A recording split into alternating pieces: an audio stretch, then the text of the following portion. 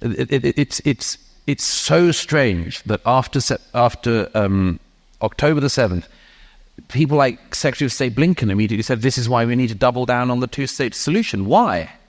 Why? To give another state after a massacre and reward another act of terror?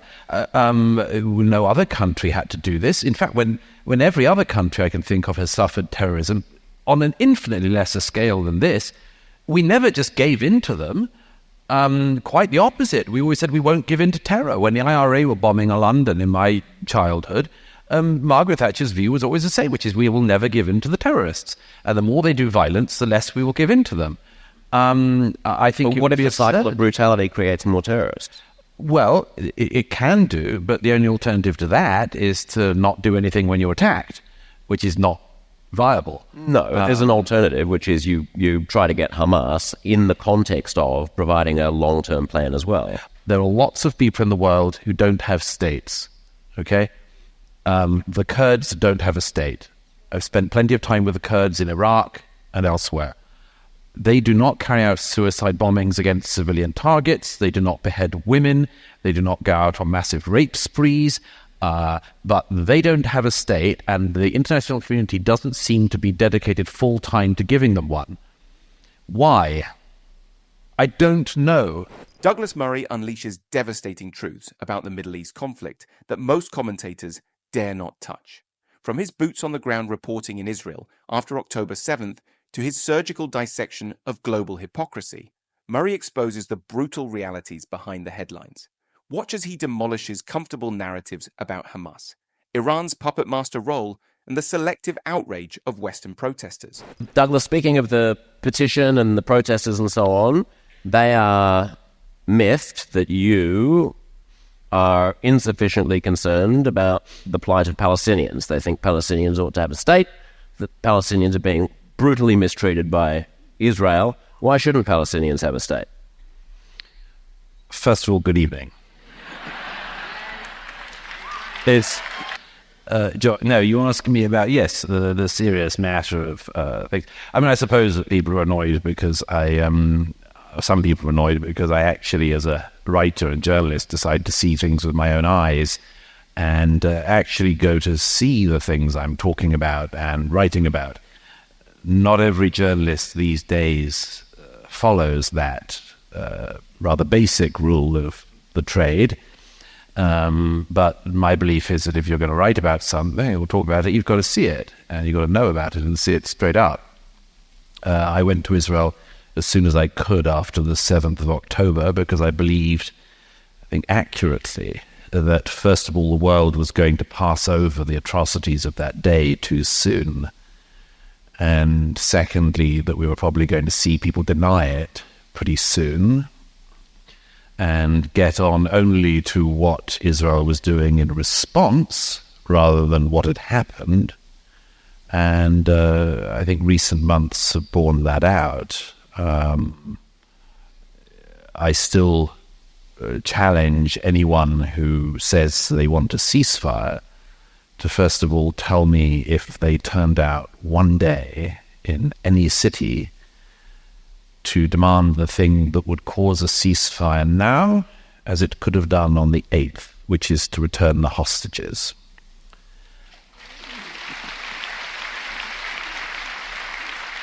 And my belief is that if by proportion of population a similar atrocity had been carried out against this country, if Australia had lost 6,000 people in a day to terrorists and 1,000 Australians had been stolen into captivity from their families or from being at a music festival, I would expect Australia not to lie down and simply take that.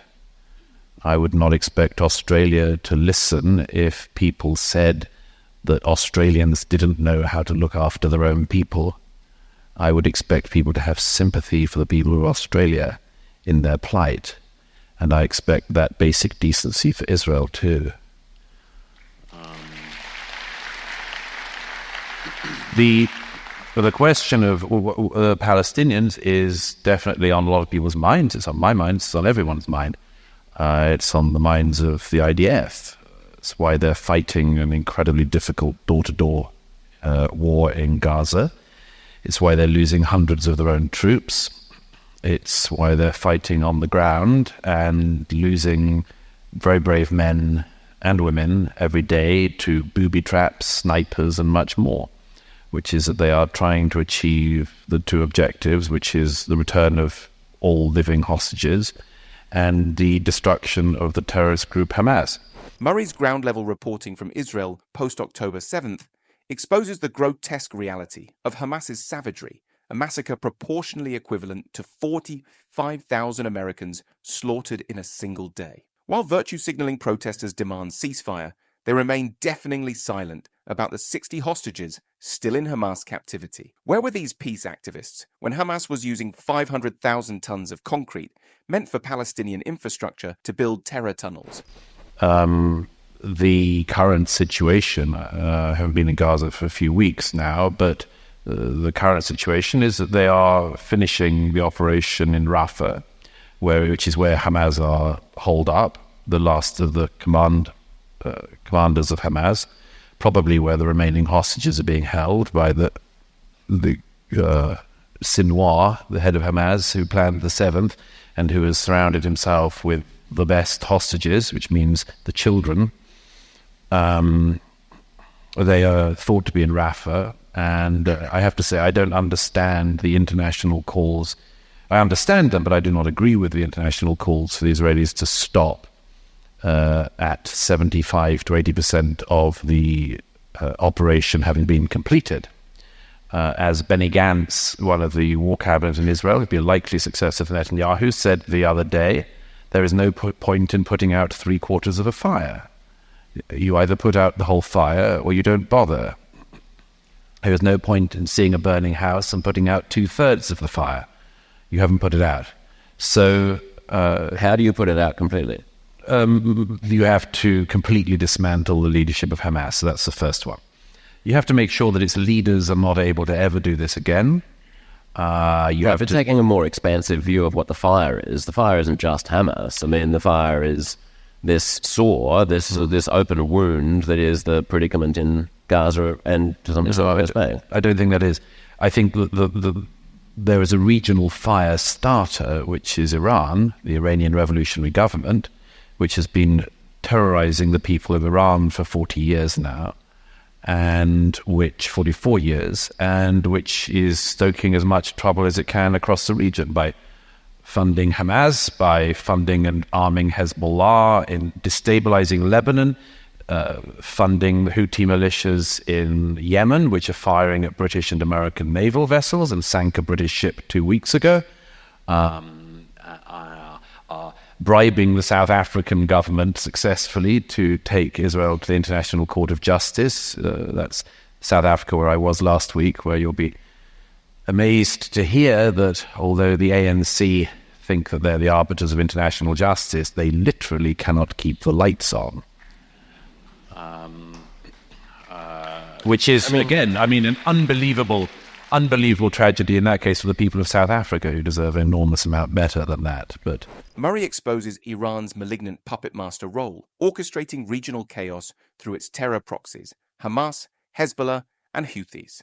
While South Africa's failing state, experiencing 1,848 hours of power cuts in 2023, hypocritically prosecutes Israel at ICJ, Iran's regime has executed 834 people in 2023 alone.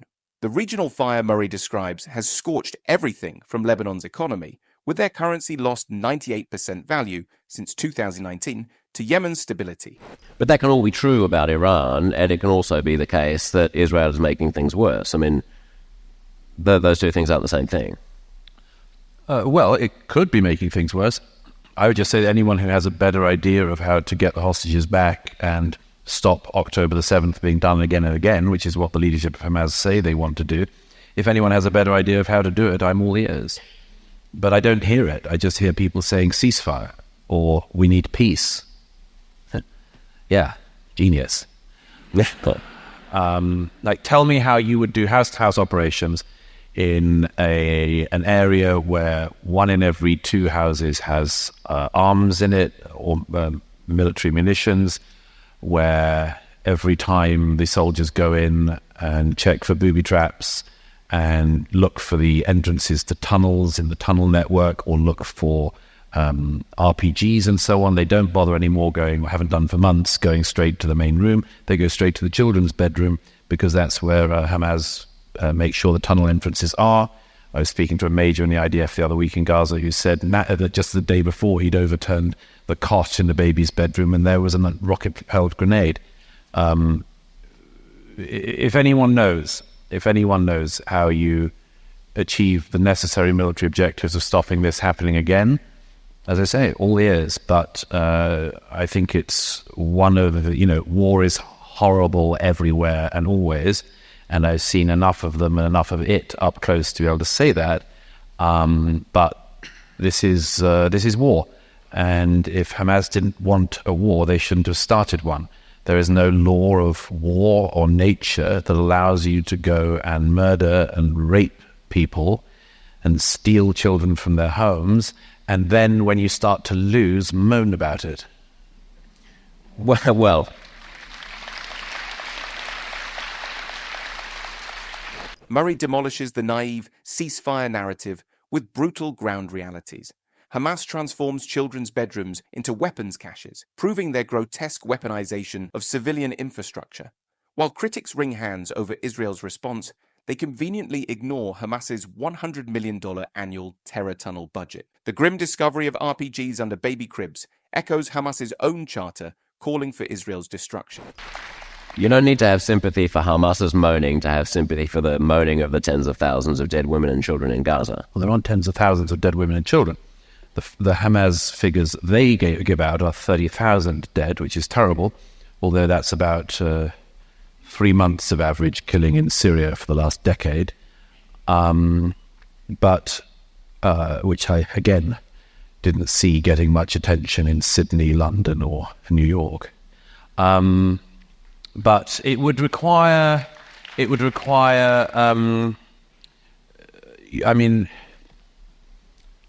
look, the current casualty rate, it's a horrible figure to say, the current casualty rate is reckoned to be roughly 1 Hamas terrorist for 1.5 civilians.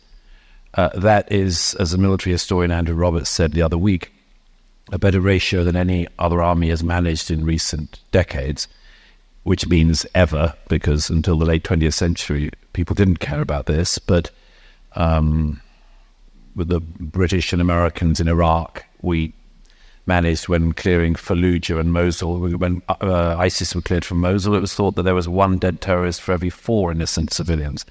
So on that scale, it's the IDF are doing better than any army has in recent decades, which means ever. But I suspect that the people who oppose Israel in this are not really concerned about those details, just as they're not concerned very much with which river they think that people are talking about and which sea they think it's going to. Or there was a woman in New York the other week filmed saying from the mountain to the sea, and she couldn't quite explain which mountain either, but so any mountain will do. There was a guy in London actually with a from the river to the sea thing, and a friend of mine, Konstantin Kissin, he went up to him at this protest and he said, "What does your sign say?" And he was like, it says river to the sea. What does it mean? Oh, I don't really know. And Konstantin said, "Well, where did you get it?" And he went, "A guy over there gave it to me." And I said to Konstantin, "Yeah, it's a very normal thing to do of a weekend. It's just like walk aimlessly around the streets and a stranger gives you a sign and you just go, yeah, that's Saturday's sorted." Murray obliterates the selective outrage machine with cold statistics. Israel's 1 to 1.5 combatant to civilian casualty ratio surpasses NATO's 1 to 4 ratio in Mosul. Where were these protesters when Assad's regime slaughtered 500,000 Syrians? The ignorant chanting of "from the river to the sea," a call for Israel's annihilation by clueless protesters, exposes the intellectual bankruptcy of modern anti-Semitism masquerading as humanitarian concern. At least it wasn't the bloke out here giving him a turd in a jar. Come on. Yeah. A Sydney welcome. But okay, look, we can quibble all day about the The fact is there's a humanitarian catastrophe going on. There was a humanitarian catastrophe in Israel first. Yes.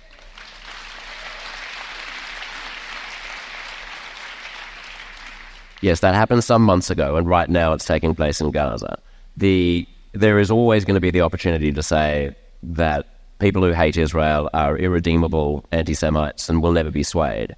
There are 8 billion people in the world. There's a certain number of those people who are presumably winnable, and who, if the current campaign was being waged in a context in which the Israeli government seemed committed to an eventual resolution of the Palestinian issue, you would probably win over more Indias and potentially Saudi Arabias and potentially people on the street in countries like in Australia. It's possible. It's not inevitable. I think that the historian Deborah Horn got it right a few years ago. She read a book called Everyone Loves Dead Jews. Everyone's sympathetic when the Jews are suffering, never when they're winning. And it's very easy to sort of say, as a lot of people do, I don't mind them having a right to exist, which in itself, I mean, Pakistan was founded the same year as Israel, has caused far more disturbance around the world and far more terrorism. But I mean, a maniac would say, I don't think that Pakistan has a right to exist, or it's contingent on something. By the way, the Pakistani government, I'm going to get back to, I'm not doing a what about, but the Pakistani government just is in the process of forcibly deporting 1 million people from its territory. 1 million people from Afghanistan who it is forcibly pushing out of Pakistan. Have you seen one camera film that? Have you heard one person even murmur about it? No. Nobody cares. Nobody cares unless it's Jews doing it. Murray rips apart the global moral hypocrisy with devastating precision. While Pakistan forcibly expels over 1 million Afghans into crisis-torn Afghanistan, the world's selective outrage machine remains fixated on Israel.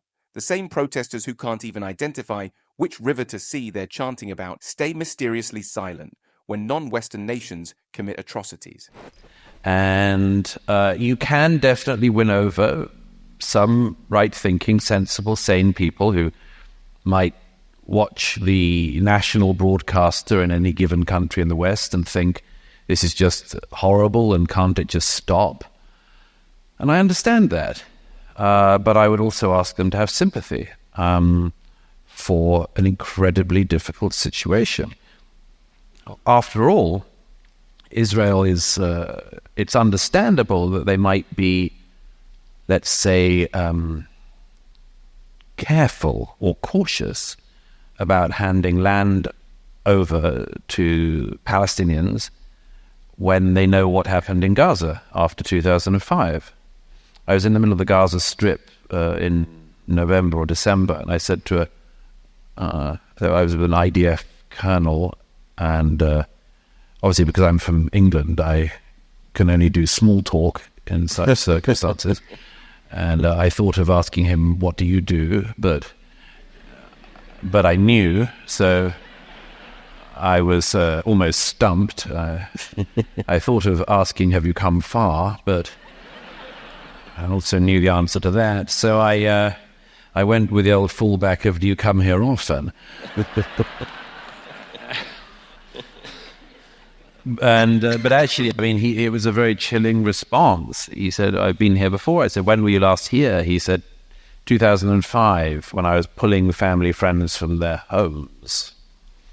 Israel completely withdrew from the Gaza in 2005, handed it over to the Palestinians. The Americans and others said that there should be elections in Gaza. There were, in the totally bliss for the Palestinian Authority and others. No Jews, all ours. International community pours in billions of dollars of funding. They have the opportunity to build a state and all of the goodwill of the world. The Gazans vote for Hamas, and then Hamas kills its opponents in Fatah and throws them off buildings, shoots them in the back, drags their bodies behind trucks through the Gaza, and rules it for the next 18 years, which of course is the length of lifespan from birth to the end of formal education. 18 years, They could have created a new generation of Gazan Palestinians trained for a great life, to have the life that they could deserve. And no, Hamas didn't do that. They poured the billions of dollars of funding that was meant to build Singapore on the Mediterranean, and they plowed it into building tunnels underground. And they, in the case of Khalid Mashal and the others, they bought themselves luxury penthouses in Doha. That's where your money went. Excellent. That's where my taxpayer dollars went. Brilliant. And Murray exposes Gaza's tragic transformation from potential Mediterranean Singapore to Hamas's terror fortress. After Israel's complete 2005 withdrawal, Hamas chose tunnels over schools, terror over prosperity. While Hamas leaders luxuriate in Doha penthouses, they've stolen an entire generation's future. 18 years, the time it takes to raise a child to adulthood, squandered on building an underground death maze instead of universities. And given that, why should Israel be pushed by the international community into trying the same experiment again? My challenge always, when I'm elsewhere in the region, is why are the other countries in the region not interested? I mean, I have an Egyptian friend who was born in Gaza when it was Egyptian territory. Egypt, of course, has a border with Gaza, something that seems to keep amazing some journalists I speak to.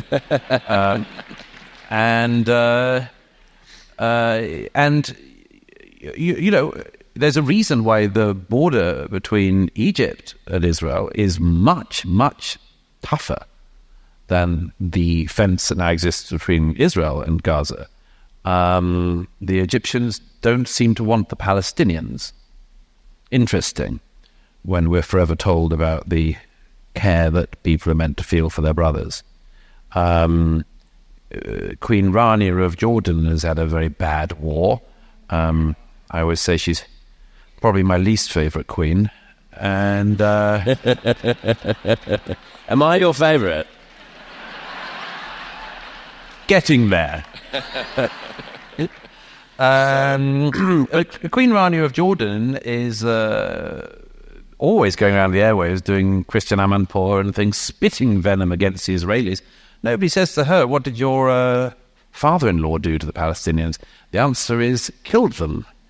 10,000 in a couple of days, the late King Hussein managed. And again, a lot of that should be their responsibility too. If the Jordanians wanted to help, they could do things like saying, actually, we will make sure that the West Bank, Judea and Samaria, are safe zones in which it's not possible to put rockets, because after all, if the Israelis do give the West Bank in some part to the Palestinians, the Palestinian Authority, they would expect the same thing that happened with Gaza. Murray demolishes the selective amnesia surrounding Palestinian history. While Queen Rania condemns Israel, Jordan's Black September massacre of 10,000 Palestinians goes unmentioned. Egypt, which once controlled Gaza, keeps its borders sealed tight. The Arab world's performative outrage masks their historical brutality towards Palestinians. And I was up there again recently, and I mean, everyone talks about the West Bank as if it's straightforward, and it isn't at all. There's a reason why the Palestinian Authority don't have elections anymore, and why Mahmoud Abbas, the head of the PA, is currently, 18 years into his first 4-year term, which, as a level of Vladimir Putin would admire. And there's a reason, which is that 75 to 80% of the Palestinians in the West Bank polls say that they would vote for Hamas. And so it's very, very complicated. I don't say it's easy, but it's very complicated. And I think that at the very least, other democratic liberal states should have sympathy for a country in the situation that Israel is in. I mean, I repeat, if this country had been for 18 years, rocketed by a nearby neighbor, and you'd been constantly, your young children had all their lives had to grow up with a bomb shelter in their house that they routinely had to go to, I think you would be very careful about listening to advice from people who weren't sympathetic to your plight. Of course we would. Of course we would. And it's... It's also possible that in the heat of grief and possessed by revenge, we'd make bad decisions that we would rely on our allies to give us counsel on. Yeah, and, but there is a... Which ally would you listen to? Name one.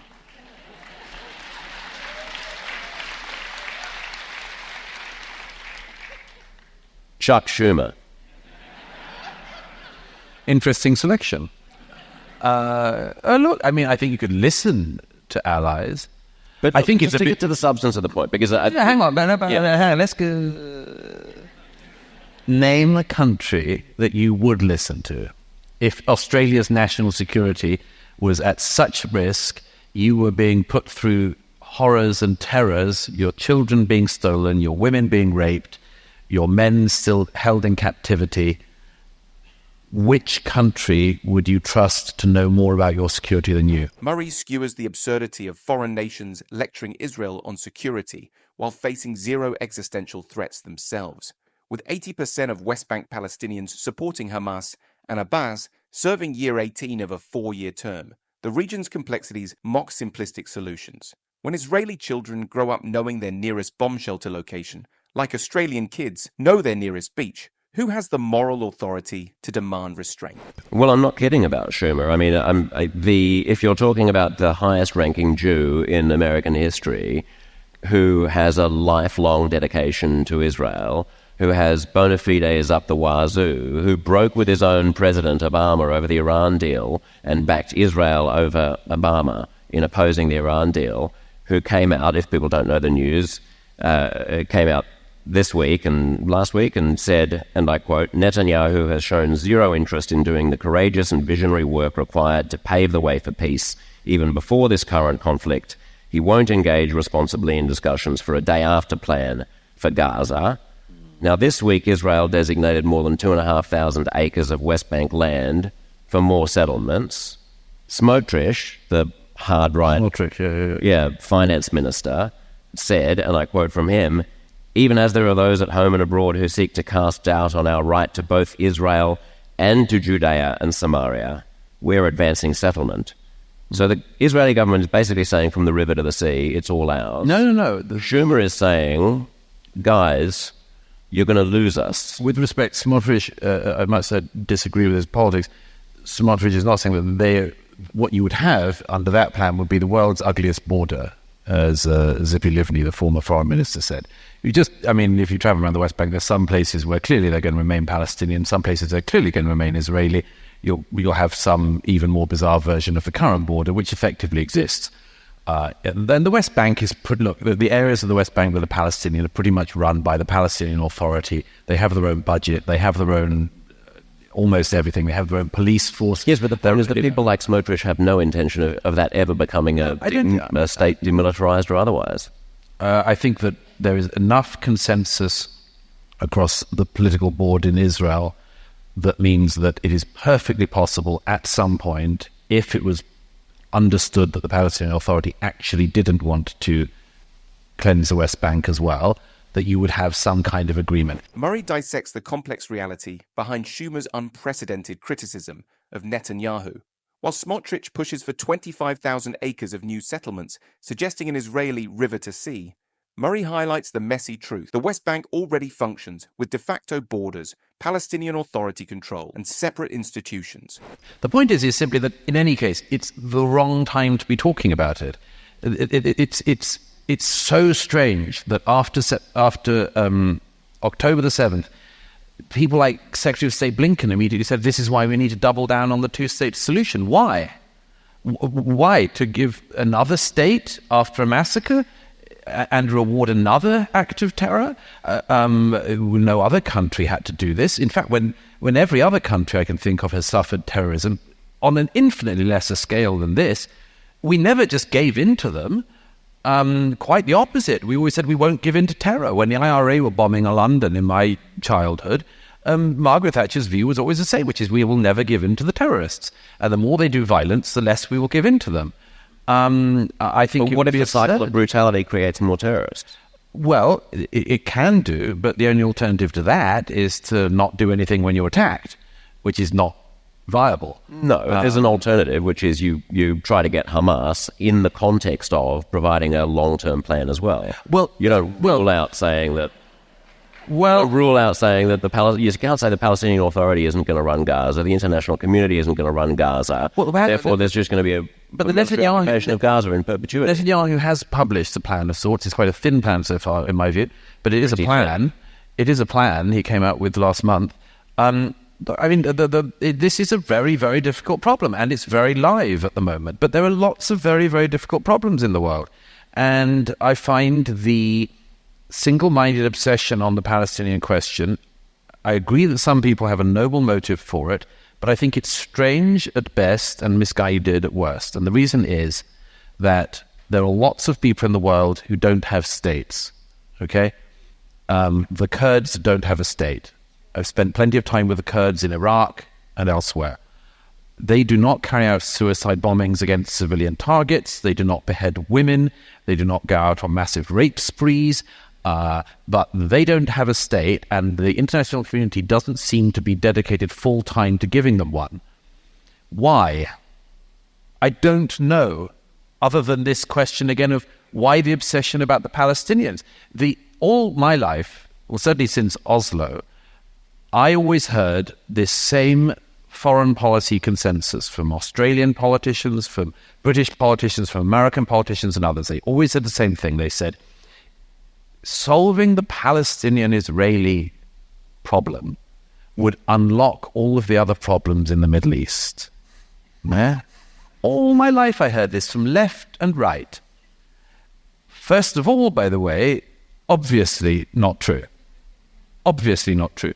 There could be a Palestinian state with its leadership based in Ramallah, as it currently is, tomorrow, and Yemen's economy would still suck. Murray challenges simplistic ceasefire narratives by highlighting Hamas's deliberate exploitation of civilian infrastructure and the complex security challenges Israel faces. His comparison of casualty ratios and historical context dismantles common misconceptions about the conflict. Want more insights into these crucial global issues? Hit subscribe and join our community of critical thinkers. Share your thoughts below on how the international community should address these complex challenges.